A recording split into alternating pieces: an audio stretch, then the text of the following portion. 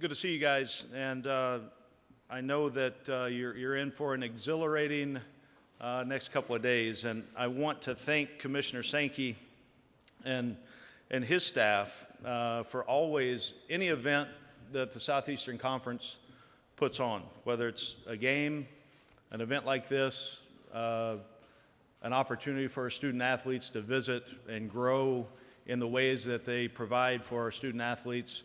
It's always done with a stamp of excellence, and I'm honored to be here today. I'm honored to be part of the Southeastern Conference, and I appreciate the work that Greg and his entire staff put on to pull something off like this. I always want to thank the media as well. I think there are a number of ways that you look at the platform that you guys help our student athletes and provide them opportunities to tell their story. You look at the competition side in the sport of football for us for 3.5 hours on a Saturday. There's so much more to being a student athlete, and you guys have done such a terrific job on covering our league, on making sure that the stories are told, and I commend you for that, and I hope that you keep it up, because it's ways that changes our kids' lives, and a lot of times you are the story that gets that out there, and I appreciate that. You look at, for us, going into 2019, our football team, and the way that we're made, the way that our team is built, it starts for us within our locker room with the culture that we have set. The culture and the leadership, the ability to take guys. Our roster is made up of 117 guys from all over the country. We've got 3 guys here today, student athletes, and they've all got different stories. One is a transfer quarterback, Kelly Bryant, who's going into his last season. One is from Kearney, Missouri, Cale Garrett, who will leave as one of the best linebackers ever to play the game at Mizzou. And then one is from Dallas, Texas, DeMarcus Acey. I'm proud of the way that these guys have led our team, but they're just a small group of who we are. But you look at the things that this group has done on the off-season workouts, the way since our last bowl game when it concluded in late December, they've decided to raise the bar on who we want to be and how we're going to go do it. And the culture of our entire organization is going to be our edge as we get into the 2019 season. I love my staff and I love our team. I think you look at the way that we've spent time, we've committed to time spent with our players and our student athletes on the personal development side of it, on the personal development side of moving our program forward. Our team has embraced that. We're all aligned with the same vision and a direct approach on how we can be our best throughout our habits, our preparation. It's called, for us, the winning process of how we go about things. I'm fortunate that the staff that we have, it's the best group that I've ever been around. And I don't like to get into a lot of comparisons, but I look at the group and the experience that they bring to the table. I'm fortunate that I'm surrounded by a whole bunch of guys that are like-minded, and they're there to serve our kids. You look at the organization and the culture that we've got, not only our assistant coaches, but our recruiting department, our academic staff, strength and conditioning, sports medicine, the Mizzou Made program. It makes us who we are. The look at the idea of our opportunities right now as coaches or leaders, we're teachers, and we've got an opportunity to take our young team and develop and mold them in 3, 4, or 5 years and turn them out to the real world as better persons, better dads, better husbands, better fathers. That's my job, that's my role, and I embrace it every day to have the opportunity to do that. I'm honored and humbled to be the coach of the Missouri Tigers, this group specifically, on the work that we have done and we're going to do moving into the 2019 season. We've got great momentum. You look at the things that we've accomplished off the field. We've got the highest GPA that a Mizzou football team's ever had in back-to-back semesters. I'm proud of that. I'm proud of the work that they've done. You look at the opportunity that we had over 50 guys with above a 3.0 GPA. Okay, that doesn't happen overnight. It happens because you recruited the right kids, they're bought into the program, they're willing to follow the direction, and they do it together with each other. The idea of the concept of we over me.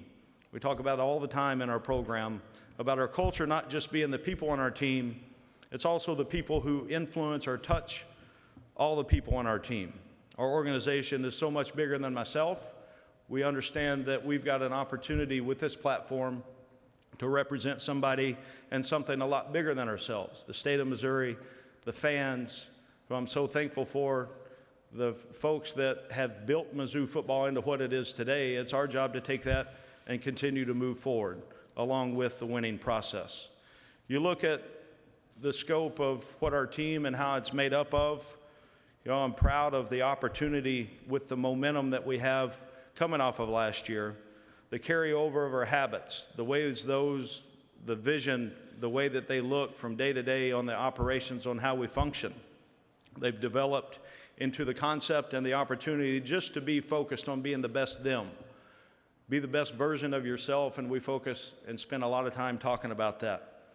The depth of our team, if you look up front, it's built on the line of scrimmage, on both the offense and defensive line. We've got 3 guys on the offensive line, in Yasir Durant, Tristan Castillo, and Trevor Sims, who've played more snaps than anybody in our league, as close to that. They've got an opportunity to leave their mark on Mizzou. Could take a number of guys into this arena and would be very proud of what they represent and what they stand for. If you move outside of the line of scrimmage on the offensive side, Jonathan Johnson is 800 yards away from being our all-time leading receiver at the University of Missouri. That means something. Well, those guys do it collectively together.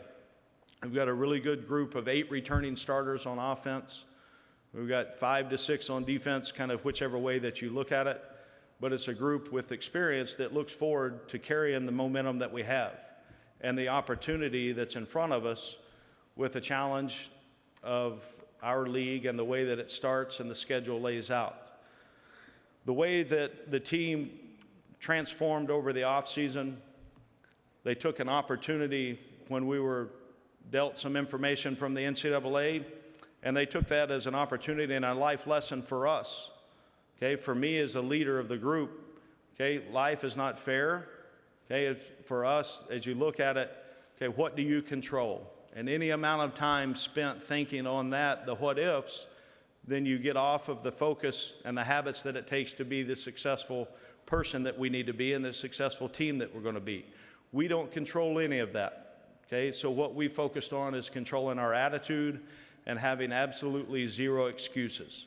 Again, our culture has stood the test of time with this, and it will be our edge. We didn't have one player on our entire roster enter the portal system. I'm proud of that. That means that our kids are invested in wanting to be student athletes at the University of Missouri. You talk about the experience and the leadership throughout our locker room and throughout our program. Everybody's got a story on how they ended up at Mizzou, but collectively together, they're excited about leaving their mark on our program and taking the Mizzou brand and continue to move it forward. So it'll be a very, very rewarding experience when you look at a locker room and the way that our group is made up. It doesn't matter where you're from or what your last name is. It doesn't matter the experiences that you've had. It shapes who we are, the work, the preparation, the foundation that we have built during that time. We've got an opportunity, and it's one of the most beautiful things when a team gets aligned in their vision and their beliefs. We've got an opportunity to do that now that we're looking at, in a very short order, about 47 days kicking this season off. So I'm thankful to be here, excited about this group, and at this time we'll open up for any questions that we've got in the room. All right, thank you, Coach Odom. If you have a question, please raise your hand. Amanda, Jordan, and Sarah will get a microphone to you. Jordan, if we can come down here in front. Again, if you'll please stand, give your name and affiliation. We'll start over here on the left with Bob. Hey, Barry. Bob Holt, Arkansas Democrat. Is that how you doing? I'm good, Bob. Good to see you. Hey, good to see you. I wanted to ask about Kelly Bryant. What do you think was the key to getting him to Missouri? How's he fit in? What is he going to bring to the table for you? I think when Kelly stepped on campus for his official visit, we saw an interaction between him and our team in the locker room, and there was a natural fit. I think that was important. I've learned he's a very selfless person, low ego, but one of the best competitors I've ever been around. So that fit with who we are as a program and an organization. He also looks at the opportunity when you look at the makeup of the guys returning on that side of the ball, on stepping in and the quarterback position. He's going to make some mistakes. All quarterbacks do. We need 10 guys around him to play really well. But also the fit that he had when he was on campus, there's times that through the recruiting process, you can tell the story over and over the phone or through graphics and pictures. But then you get a kid on campus, you get a prospect on campus, and they see what we have. They see the structure, the culture, the ownership of our team with our players. Everybody that touches them, they know that they're going to have success. We give them the platform to go be successful, and guys want to be part of that. They see it, they're attracted to it, and it was a very, very natural fit. Okay, Coach, we'll go all the way in front of us, all the way towards the back. Connor O'Gara, Saturday Down South. Coach, you talk about Kelly and his impact. What are your overall thoughts on the transfer portal, just having gone through kind of a full year of this thing? Yeah, the thing with how you build your roster, and it's unique for every situation, and in our opinions at Mizzou, the ways that you always want to improve your roster through recruiting in every area. And well, how do you build that? Okay, the approach of grad transfers, of high school, junior college, how is your program built? You've got to make sure, and we do from the inside out, that it's built that we're all in for Mizzou. I don't want a situation where a guy steps in that doesn't fit with the culture of who we are and doesn't want to do it the Mizzou way, because then the experience that they have won't be what they're looking for. So the ways through the transfer portal, I think we've been very, very open to finding out how it's going to fit, how does it work, what the opportunities are there, but also there's more time that I need before I have a firm belief in, this is a great thing or not. I look at the experiences for student athletes, for them, in the short window they've got to be a student athlete, a college student athlete. I want it to be the best experience it can be for that kid, okay? And, fortunate, we are in the category that we haven't had guys leave. They've wanted to be at Mizzou. Is that going to change? I'm sure it will over time, that we'll have a player leave and enter the portal. But right now, it's too early for me to stand and say exactly how I feel the good or the bad with that. I know we've got to be really, you got to be open and really study on what's out there and what's available, because the roster management just has increased. The time that you spend on that has increased so much with those opportunities. Okay, we'll stay in the center section, Coach, right in front of me, all the way in the back. Hey, Barry, Brooks Cabina from The Advocate in Baton Rouge. Following up on that, I mean, you mentioned the time you spend on, looking through transfer portals and things like that, roster management and building. Just how much time do you dedicate to that? And how, whenever you looked in that, obviously with Kelly Bryant coming in, I mean, how much time do you dedicate, or maybe that's something you go with your staff? How do you manage that? Well, I think every coach that's here today would have different ways that they run their program, and Mizzou is not unique in as much as our recruiting department. We've got a couple of guys designated in that area that help us out on all the different aspects of recruiting, and this has become one of them. So the amount of time that you spend recruiting, it's day-to-day attention to every aspect of recruiting, but also to have the idea of how you project the players at your position on your current roster, and then is in an immediate need that could step in and help us through the transfer process. I think it's different for every team, and ours, we've been able and been very fortunate to hit on guys that have come in and help us with immediate needs. Okay, other questions, please raise your hand. We'll get a microphone. We'll go right up here, up front, left. Drew DeArmond, WZZN Radio, Huntsville, Alabama. Coach, you transitioned from defensive coordinator to head coach this is your fourth season.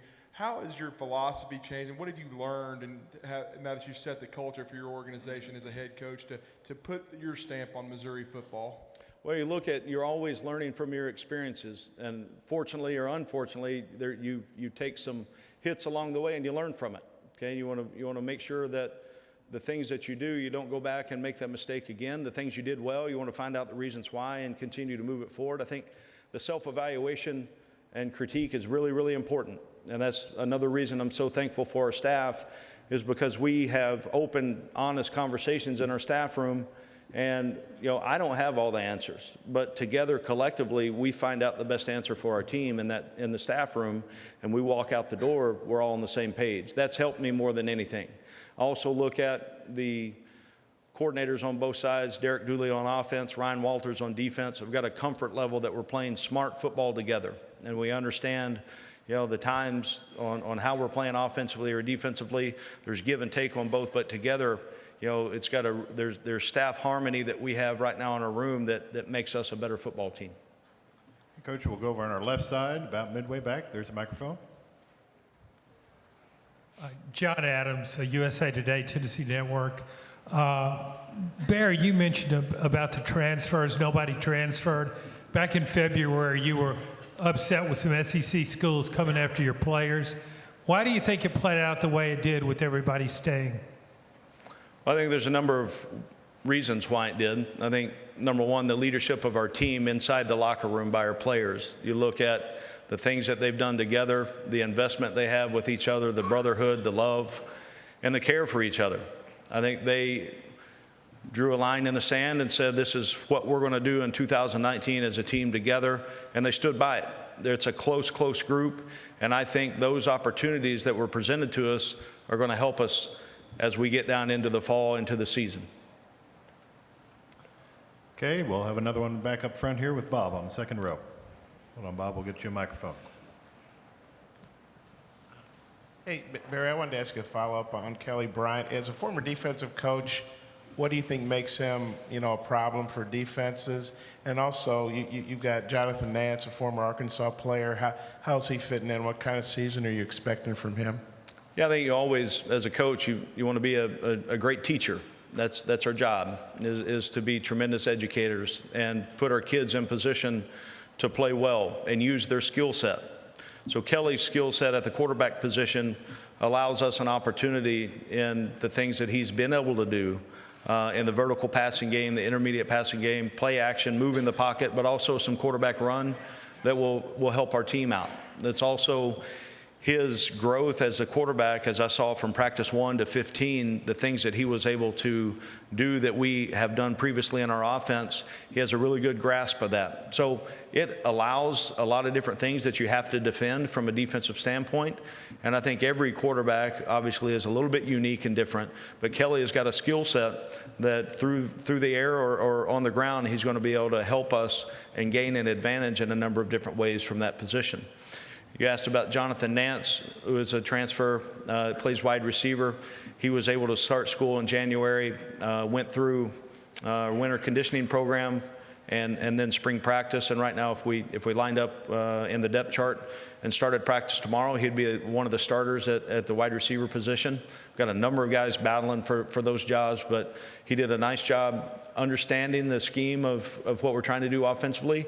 And by the end of spring, he was able to play to his speed because he understood the concepts and what we were asking out of the play. Additional questions for Coach Odom, please raise your hand. We'll get a microphone to you. All right, we'll go back up to Bob. Geez, Barry, I can't believe more people aren't asking you questions. But Bob, we can go outside and just you and I sit down and talk if you want. Whatever you want to do, man, it's your deal. But as far as for what I've read, it's going to probably be late this month when Missouri's administration kind of gets their hearing with the NCAA. How optimistic are you that you guys are going to get the postseason ban lifted, and just kind of what's it like having to wait for that? What's it like for you and the players? Well, the thing I talked about with the momentum we have going in our program, the amount of time that we would spend on any of those thoughts, Bob, really it doesn't do anything for us beneficially to move our program forward. It's wasted, it's out of our control, wasted thoughts.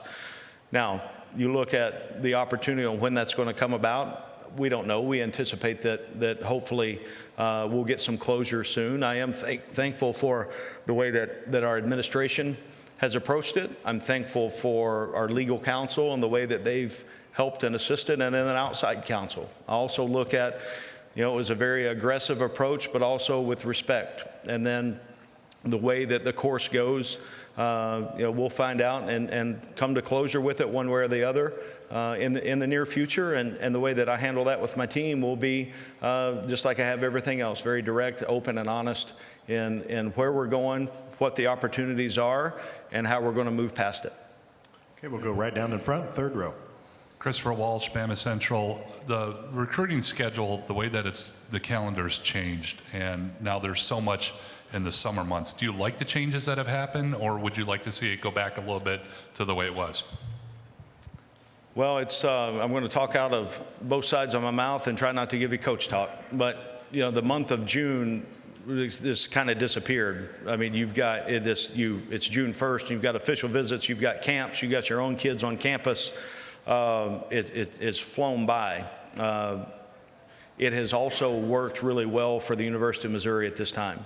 The momentum that we have, we've got a new building being constructed we're going to move into next week in our south end zone of our stadium. So the recruits that came on campus in June were able to go through that. And that is something that for us, for the student-athlete experience, it's been a game changer for us, and I'm excited about that. They also get to see the investment that our fans have in making Mizzou football a place and an experience that they want to be a part of. But also with the early signing in December for us now, that's become the signing date. And then, so the calendar has sped up. I hope we don't speed it up anymore. I think we need to get a grasp and kind of continue to evaluate what's best for everybody involved, from the college coach to the prospect to the high school coach and all the families that are involved with that. Coach, we'll go over to our left, second row. Tom. Hey, Coach Tom Murphy, Arkansas Democrat Gazette. I wanted to get your take on the SEC East. If I remember this, I think the East beat the West last year head-to-head. So your analysis of the division, if you think you guys should be a contender this season. Well, I think the opportunity, it's the greatest league in college football, the SEC. So you look at the opportunities that we have, and we've got to go play our best game on August 31st, and everybody's going to be mad at this answer, okay? But I look at if we are our best, okay, if I do the job that I'm supposed to do in our habits and our preparation and our training and our mental approach, and it all matches up and aligns on the process that we need to have to play our best, then hopefully we get into the month of November that Commissioner Sankey mentioned earlier, and he is right. We've changed every calendar in our building. Every month is November because we've had success in that month. But hopefully we get to that point and we're in the conversation of having a chance to continue to play. Okay, we'll stay on the left, front row. Jimmy. Jimmy Hines, Sports Radio, Knoxville. Coach, how would you evaluate the job Derek Dooley did in his first year as offensive coordinator? He was a great fit for us, was able to put together on that side of the ball with the offensive staff, put together a scheme that allowed our kids to use their skills and also play with confidence. He's done a tremendous job recruiting, and he also sees the big picture because he was a previous head coach. It's been good for me because I've been able to bounce ideas off of him and ask, and he's been very open and honest about his answers and things that he had success with, things that if he had a chance to do again, how he would approach it differently, and that's been good for us. It's been good for our organization. He's done a great job developing relationships within the team, and I'm thankful that we've got him back for another year. Coach, we're going to the left side all the way in the back. Hey, Barry. Blake Topmeyer, Knoxville News Sentinel. I think your coaching staff has 7 black assistant coaches. I think that might be the most in the SEC. How much do you keep diversity in mind when constructing your staff? Well, you look at, I want the best coach, mentor, leader that we can have for our kids. And the approach of having diversity within our locker room and our staff, and the ideas of putting the right guys in the right spots to lead our program and our team, that's what I'm focused on. And I think we've got a tremendous staff of everybody that we've got in our room and in our entire organization. The ego is really, really low. We care about serving our kids the right way, and I'm thankful that I've got an opportunity to be the head coach with this group. Coach, we'll stay over here on our left side, about midway. I'm Peter Baugh, The Athletic. When you look at DeMarcus Acey, what's the biggest change you've seen in him from the day he stepped on campus freshman year? Yeah, DeMarcus has made progress every year. The experience has helped him a great deal, and learning from those experiences. There's times that he's played at a really, really high level and has lost focus and had to rebound and come back to it. I think mentally he's in a better position. The grind of a game on what it takes to play that position, I think he's in a much better spot now. This because he's been in the battles, he understands it. I look forward to him having a great year for us. Okay, Coach, we'll go over on the right side, but almost all the way in the back. Please stand if you can.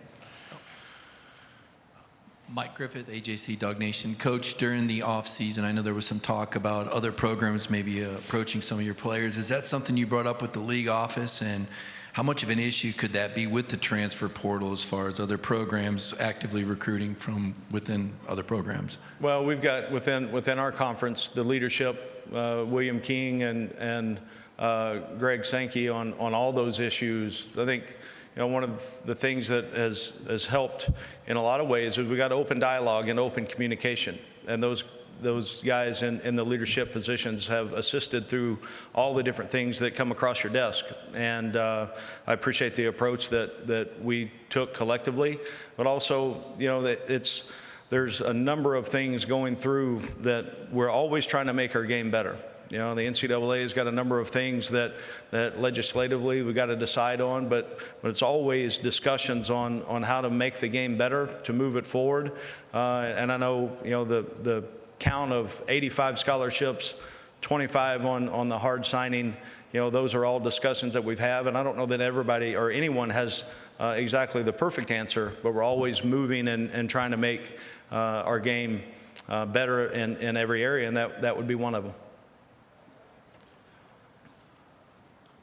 All right, we'll take one final question where we started, over here on the left. Bob? Hey, Barry, I wanted to ask you about the Fayetteville guys. You got 3 players from Fayetteville on your team. I guess Byers and Powell and Bannister. And I think Bannister's on scholarship now, right? Could you talk about you maybe say something brief about each of those guys? Also, this is Kevin's 9th year doing this. I was just wondering, as a coach, how do you think he does? And how does he help make you feel comfortable and kind of run traffic control with this thing? I lost you there for a minute, Bob. I'm going to start with your first question. I don't know where it went from there. Akil Byers will be a starter for us in some capacity on the defensive line. Has had a tremendous offseason. He's up to 290, 295, runs really well, explosive player that has made big plays for us. And so he's got great versatility. He can play either the end spots or inside. So excited about the way that he's grown in our program. Barrett Bannister came to us as a walk-on wide receiver and has earned a scholarship. Made some huge third down catches for us last year in critical times. Is exactly every day you get the best Barrett Bannister that he can be, and he's done a tremendous job. And then Taylor Powell is in the quarterback room and has developed, really had his best spring that we've seen thus far. Has continued to move his game forward, and he's going to end up helping us. All 3 are great teammates, and they've done such a great job on being leaders, but also being tremendous guys to share a locker room with. All right, thank you, Coach. Thank you for your time. Thanks, guys.